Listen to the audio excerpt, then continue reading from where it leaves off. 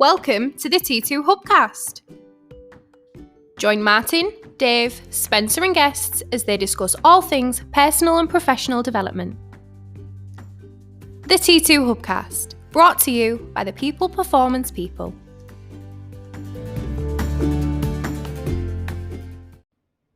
So welcome back to the T2 Hubcast with me, Martin Johnson. And me, Dave Pendleton. Dave, when's the last time you was in the Hubcast room? Yeah, probably during lockdown, I reckon, like April or even before that, maybe. Wow, no way. Yep. Well, me and Spencer broke the duck yesterday. We've been a bit silent lately for obvious reasons, but we're back. And I wanted to get you in today, Dave, to pick your brains on something. I think lockdown's been strange for us. The whole COVID thing's been strange in the fact that we're really busy. And we've had requests for not just the general work we do around leadership and management and sales, etc. But we've started to go into an industry, and we've started to put together a program and deliver training in an area traditionally we never delivered before. You've been at the forefront of that with me in terms of the creation. Of course, you've delivered a lot of these programs, and it's around behavioural safety. So I wanted to get you in the podcast room, Dave, to talk through what we're doing and what our approach is and why we're receiving such great feedback and why it's working. But just before I do that, let me set the scene. T2, the People Performance People here at Trans2 Performance, we are very, very well known for our performance-based psychology stuff in the areas of leadership, management, personal development, exec coaching, etc. We focus on things like emotional intelligence, the human brain, why we think, feel, act, and behave, how we can be best version of ourselves, etc. So we've never traditionally, Dave, been in the behavioural safety arena. However, we worked with a company who loved what we did, and they said, could we put something together to deliver a human factors workshop where we take the concepts of the social brain of behaviours, of unconscious motivators, right, of trigger points, of drivers, and how do we make people become aware of who they are in the context of safety at work. And that sort of mirrored our philosophy, didn't it, Dave? Because we've been talking about this for a number of years now, and we fundamentally believe that safety meant different things to different people. So you can't just go on a safety course, a general health and safety course or any safety course, and everybody in the room can resonate with the same content. We was like, well, depending on how you're wired and what your personality styles are and your gaps are, it means you're going to have different challenges and different blind spots when it comes to safety. So we put together, didn't we, Dave, a program of some of our content, and we designed a human factors workshop, and we've recently delivered it to a huge organization in Ørsted, the offshore wind turbine organization, renewables sector. Mm-hmm. We're about to roll that program out into several other sectors that focus on safety. So I just wanted to pick your brains, Dave, and I think the first question I've got for you is, you've delivered the majority of these programs so far for T2. How's it gone? Is it completely different to the core work that we've done in the past? Does it link nicely? Or is there that additional element where when considering safety, it has to be entirely bespoke to each individual based on their role? I think that's my first question. I know there's a lot in there, Dave, but what's your first thoughts on it all? Yeah, well, I think my first thought is very simply that I don't think it's anything different than we do before. It's just evolution almost. Rather than addition, it's evolution. Because as you mentioned at the beginning of the intro, a lot of what we do is around performance and human performance and trying to get people to understand how they can perform differently in their world from their perspective, but also how that can affect others people's performance through positivity rather than negativity, the power of collaboration rather than competition and all that kind of cool stuff.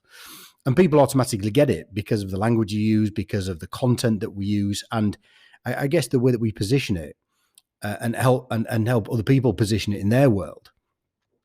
So I suppose this behavioral safety piece is a natural evolution of that, because essentially we're talking about performance.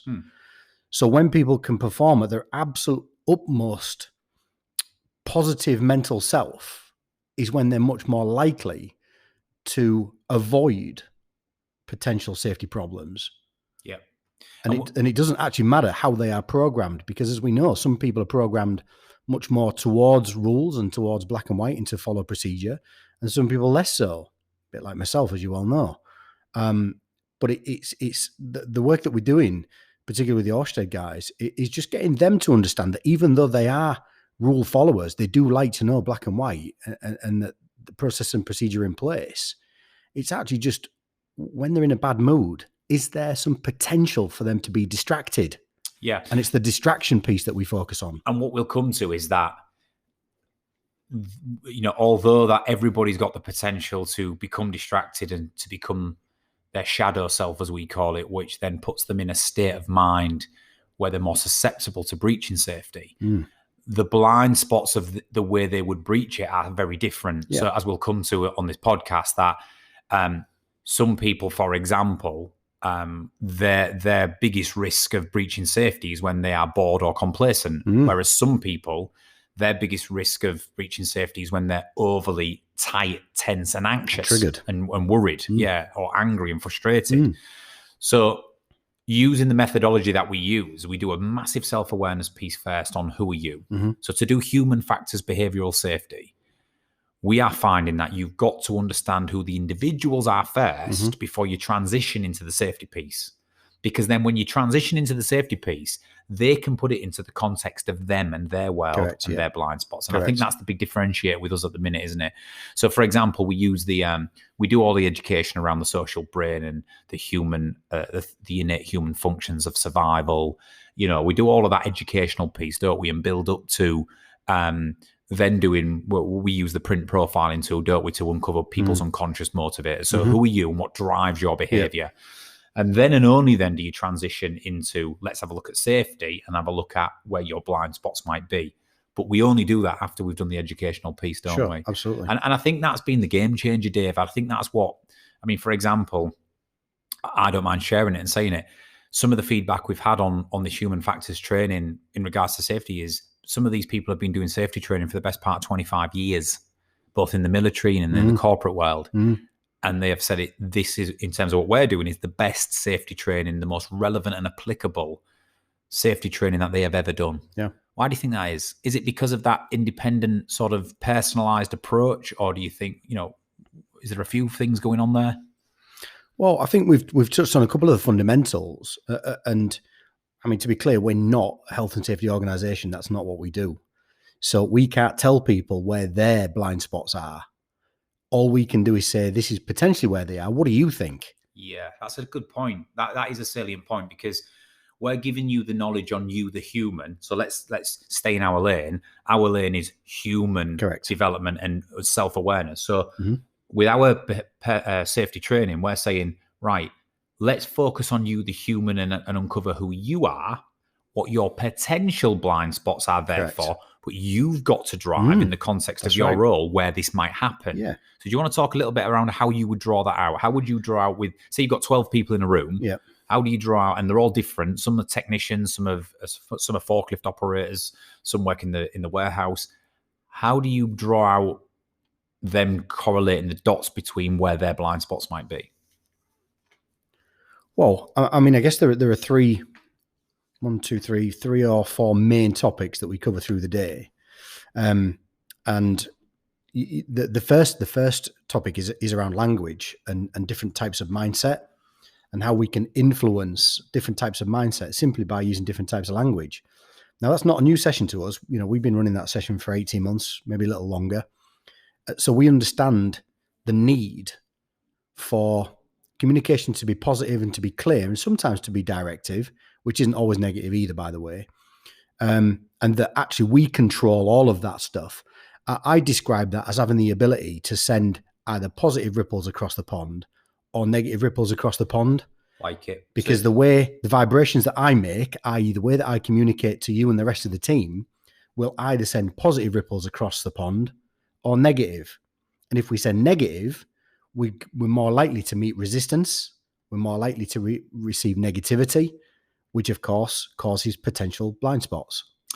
Love it. So you start at the origins. So forget the tangible actions and activities people are carrying out, which we'll come to. Absolutely. It's more about starting out with, it all starts with collaboration and communication. Sure.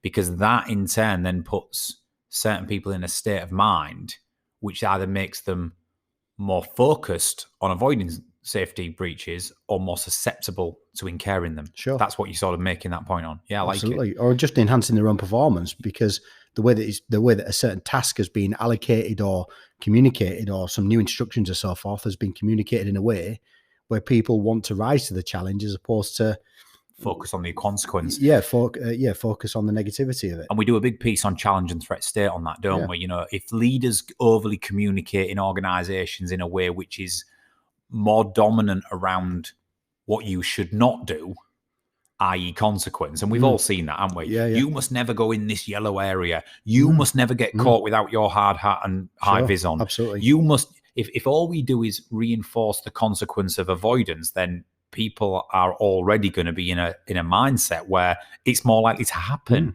Because they're thinking about something other than the task they're trying to not mess up. And when human beings are trying to not mess up, what do? They mess up a little bit. So what we were saying on the comms piece at the start of the human factors program is, let's focus on communicating those key salient messages, like, you know, what the rules and governance and structure are. You're not saying avoid it.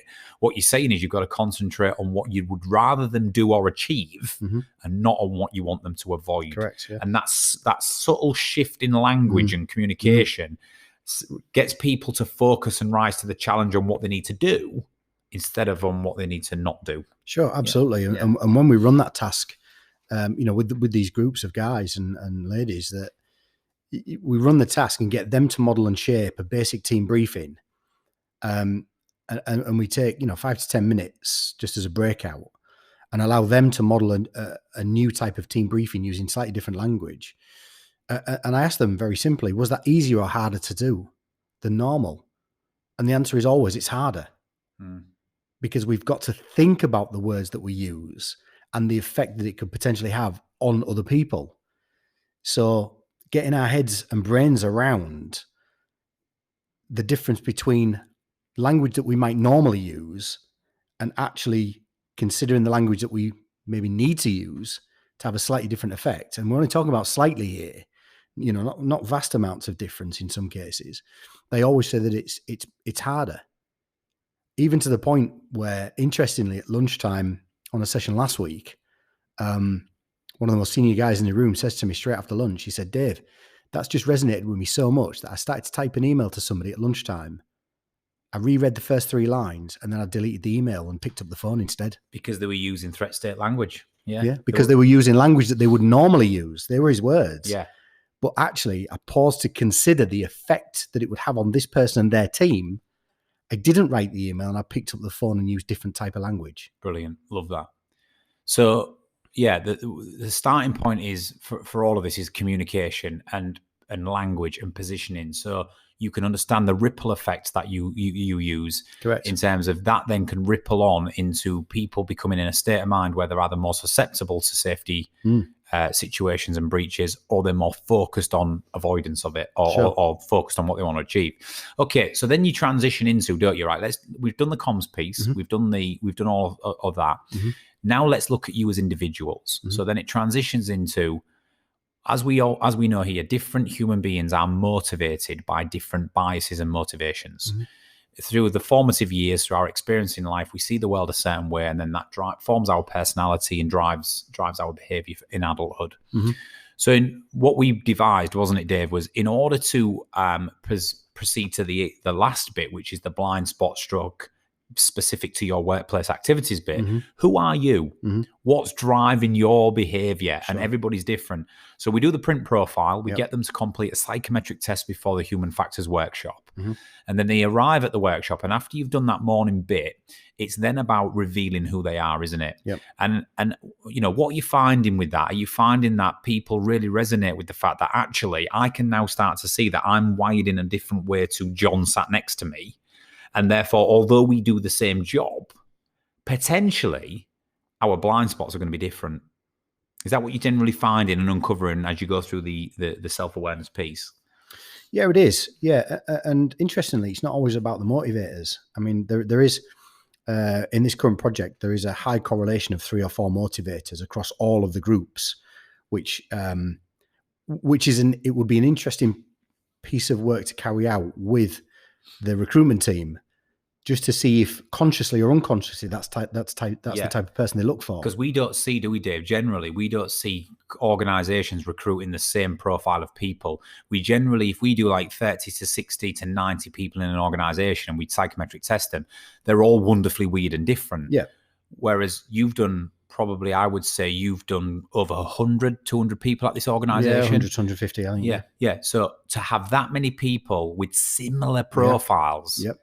Similar mindsets, similar recruitment behaviors. Are doing something consciously, or it's just happening. Either way, it was weird how, a lot of them were wide. But if you think about it, if you're in the wind turbine renewables industry and you're going offshore and having to be 200 foot up a wind turbine, you need to be wired in a certain way, right? So maybe it's unconsciously, but it's happening. Well, I think as well, there's a certain type of person that would be attracted to a role like that, because I mean the vast majority of the guys offshore are engineers, so they already have that sort of exacting way of thinking and behaving, because that's what engineering is. It's precise, it's logical, it's black and white, so I guess engineers are attracted to engineering jobs for those reasons, and therefore they will be wired in a certain way and carry similar motivations. Correct. Yeah, absolutely. So it's been interesting to do the profiling then from the fact of giving the company real business intelligence back. So this is a value to the company going, right, so this is our DNA. This is our blueprint for a technician or an engineer.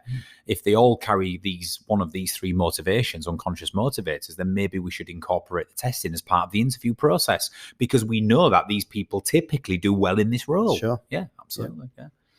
And then we do the psychometrics, everybody, because they are, and by the way, there is the odd anomaly, so they're not all identical. Yeah, absolutely, sure. So you do get then that variation of, okay, so you do the same job, you're wired very differently. Can you see now how you would react in this situation versus this person? So there's a real cool self-awareness educational piece that you do throughout the middle of the program. But what interests me, Dave, is what we design towards the back end. So you've gone through the communication piece, you've gone through the ripple effect, you've gone through challenge and threat state mindsets and how that manifests. And then you've gone through who are you and identifying people's profiles. But then it's time to get really practical, isn't it? It's like, what you do in your role better than me. Correct. Because like you pointed out, we're not in the safety industry primarily. We're engineers. We're in the human performance and psychology industry. So you know what you do better than me. So let's devise a segment where we can introduce a theory, an area, a diagram, a model. And we get you working within that model to input the activities and tasks which you believe, learning what you've now learned throughout the rest of the day, would put you in your blind spot, which would put you in your state, which is where you're more likely to breach safety. Yeah, absolutely. And I think that's the magical piece, isn't it? Because everybody in the room has different tasks and activities and different blind spots. Yeah, and this is by their own perception. This is not us telling them that when you are like this in this state, in this frame of mind, you will behave this way, because that's not always the case. So again, we're passing the baton to the guys in the room and saying, you decide when you are in this place or in this phase or this segment. And interestingly, I've heard quite a lot of dialogue from the group exercise that whilst you might have 5 or 6 guys who all do a very similar role at a very similar time, because they all work together, but not only work together, live together on ships, that actually they become motivated and triggered by different things at different times. So you'll hear these really great periods of debate about when they're carrying out a certain task or a certain function or even a certain time of day. Some of them will be experiencing boredom, but others will be experiencing control or relaxation in their mindset. So that shows the value of getting the guys to position it in their own world from their own point of view and perspective, rather than us just making some kind of general statement. And as always, if they've come up with their own blind spots, they're more likely to own them and become accountable for them, rather than being given them and told, these are your blind spots, right? Well, it instantly resonates. Yeah. If they've decided that actually, from the journey I've been on today and looking at my profile, thinking about what you've said this morning about communication styles, about the challenge and threat state mindset, and now knowing how I'm wired, I can now see that when I'm carrying out these activities in my role, that is the potential for when I'm going to be, either not focused, overly focused, distracted, too complacent, too distracted, whatever it might be. Sure. And that's gold dust, because they are going to retain that going forward. Every single time they now carry out that task, that puts them in a state of complacency or boredom or relaxation, or puts them in a state of anxiety or worry or whatever it might be. Every time they carry out that task, it something will trigger just to switch on or to make a subtle change. Sure. And that's what we're doing, isn't it? And then what we do is, confidentially, without people putting names on, we can record all of this input of tasks and activities for general job roles and give it back to the leadership team. So we can say, 120 technicians and engineers came through our human factors course. Of the 120, 80 of them all put this as an activity which puts them in a state of anxiety. Sure. So the organization can then go, so should we offer a little bit of support or training or some more protocol or something around that particular task or activity? Because 80% of our engineers are struggling with it. Sure. And that's real business intelligence that comes back as a result of the breakouts that we run. Yeah, and I guess we can create a really interesting sequence of events where there's a really short exercise that I do in the afternoon, which is just getting the guys to think about what conditions, factors, resources, basically anything they can think of. I ask them to list them down on a piece of paper in terms of what factors need to be in place to ultimately have a safe working environment. So the guys come up with things like tools for the job, resources, manpower, time, enough time to be able to carry out certain things, enough time on the job. So if the guys are experiencing weather days and they're not at sea carrying out the tasks that they're supposed to be carrying out, they got to roll over. So there's certain things still need to be carried out, but they have less time. Rest is a really good one, because these guys are working 12-hour shifts on a 2-week rolling rotas, 2 weeks on, 2 weeks off. So one of the really great correlations that we seem to see with a specific group of engineers is that when they're coming towards the end of their 2-week shift and they've been working 12 hours, and maybe they've had to work a little bit more because of weather downtime and so on and so forth. If certain tools are missing, so they're having to make do with other tools, they are fatigued because they've not slept enough, because the seas have been rough, which doesn't create a great environment for rest. Maybe they've not eaten as well as they should and drank as much as they should in terms of hydration, and they're already tired and they're losing focus because they're coming to the end of the shift and they're thinking about going home to see the friends and families and so forth. There's a whole sequence of events there that leads to a potential area of major distraction where they might not be concentrating as much as they would have done towards the middle and beginning of their shifts. Yeah, and this leads into something that I want to sort of mention here. We have done bits of safety stuff in regards to psychology and human factors in the past as well. And what we've also always felt passionate about, and I still fundamentally stand by this, is a lot of people think that safety breaches and safety incidents, certainly of a significant nature, happen when people are under too much stress and duress, right? Because the levels of pressure and anxiety and everything cause people to go in a state where their fine motor skills reduce, they become tunnel visioned, they get anxious and shaky, or whatever it might be. However, I've always maintained that the biggest aspect on safety and where safety breaches happen is through the total opposite, through complacency. Complacency. Sure. If you look at most of the stuff that I've analysed around the big, and we've had a few in this area over the last few years, the big safety things that have happened, they've happened in situations where people have been doing it in complete relaxation and they've done the same task and activity a million times, but through a lack of concentration, through that lack of focus, through that boredom, that relaxation, whatever it might be, that's when you've taken your eye off the ball. Not when you're 200 feet high on a wind turbine strapped in gale force winds. You could argue your attention is more focused than ever at that point. Sure. Or if you're working in the rail industry on a really busy rail track, your focus is going to be on, but it's walking across the yard when you get back home through forklift trucks where you're probably talking to your mate around what you did last night or what you had for tea last night, where arguably you're at the biggest risk of safety. So I've always maintained that, yes, safety breaches happen under duress and pressure and intense periods, But I don't think we place as much onus on the boredom, relaxation, and complacency. And I still maintain that that is the biggest risk to safety in all organisations. From what the work you've done, would you say that correlates? Yeah, absolutely. And I think it's not just my opinion that would suggest that correlates. I think the evidence that I've seen from the feedback sheets that we've done with the guys so far would say the same thing as well. They would say that their biggest blind spot is when they are bored and feeling complacent, when they're carrying out the same thing over and over. Like you said, they've done it a million times, because you don't need to be as focused. You're almost on automatic pilot. So you're kind of almost unaware of your bodily actions and what your brain's doing, because it's done it so many times. I mean, consider this, the amount of times that you've driven to this office from your house.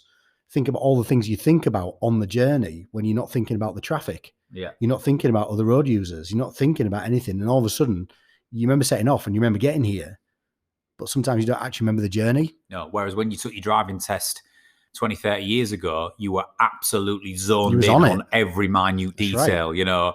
And that's it. Yeah. And how dangerous could that be potentially? Because you're driving safely, but actually, are you? Yeah, probably not. Because you're distracted and thinking about what's going on in the office and doing podcasts and we've new business and so forth. We've spoken to people in the MOD, in the construction industry, in the rail industry. We've worked with lots of manufacturers, modular building manufacturers, caravan manufacturers, etc., who will all say the same things. Most things happen when people are complacent, or when people are doing mundane things on autopilot that they've done a million times. And that's where we've really honed in on identifying what are the activities and tasks. And don't forget, we've already done the print piece, so the personal profiling piece. So there are some people who are already wired to become complacent, bored and relaxed, like me and you. Yeah, Me and you are far more programmed to be getting bored easily and becoming complacent than we are to become highly stressed and anxious. Sure. But there's other people we work with in this organization who are the opposite. They're more prone to become anxious and worried and stressed, which then gives them a separate sort of blind spot. Yeah. So it's great work that we do. And I guess with a few minutes left, Dave, we're now going out and we're getting interest from different industries about our human factors approach. I think safety is, so my summary of it all, Dave, is this: safety means different things to different people. You can't sit 20 people through an exact same content course without any personalization and get them to come out with the same value. You've got to get people to sit through the same process and the same modeling, but make it highly interpersonal. Allow them to understand who they are at a deeper level first, what their potential motivators and blind spots are, but allow them to drive the activities and tasks within their role that would constitute a blind spot for them. And then and only then are they going to go away with the self-awareness and the knowledge to own and be accountable for those tasks and activities when they're doing them in the workplace. Sure. Any final comments for you on this, Dave? How have you found it all of the world of behavioural safety and human factors? Is it interesting? Do you think there's more scope for organisations to be doing more? Well, I think the really interesting, correlations or data or observations or, whatever you want to call it, that have come out of this piece of work so far is that people are starting to string together their own series of events where things could potentially go wrong. And don't forget, we're only talking about potentially, not always. It doesn't always work like that. But if there's potential, that's enough, right? Because if that potential takes place, it could mean, catastrophic loss of life or, a serious event. And an example of that, Dave, could be someone who's wired in a way, who's like me, who's highly intense and irritable at times, right? No, really? So you get out late in the morning, you get cut up on the way to work. Yep, exactly. Traffic's been bad. Yep. You're late for your first meeting. Yep. You park up you're running the office. Someone makes a flippant comment. So all these micro triggers, series of events, all these what we call micro triggers, yep, are building up in a person like me who's already wired to not deal with that very well. Yep. So then by the time I go out on the ship or I go out on the rail track or I go out onto the shop floor in the factory, I'm already behaving irrationally, using negative language. I'm already in a state that is potentially going to induce a problem for me. So yeah, I love that, taking them on their series of events, their journeys. Well, they build their own series of events, and it's quite impressive that people can start to build this picture of where they potentially could lose a bit of focus. I love that. Dave, with 30 seconds left, I could talk to you all day, but we'll leave it there. Thank you very much, Dave. Very welcome. That's behavioural safety. If you want to get into contact with us about it, just contact us at help@trans2performance.com and we can give you more details. And we'll be back shortly with another T2 Hubcast.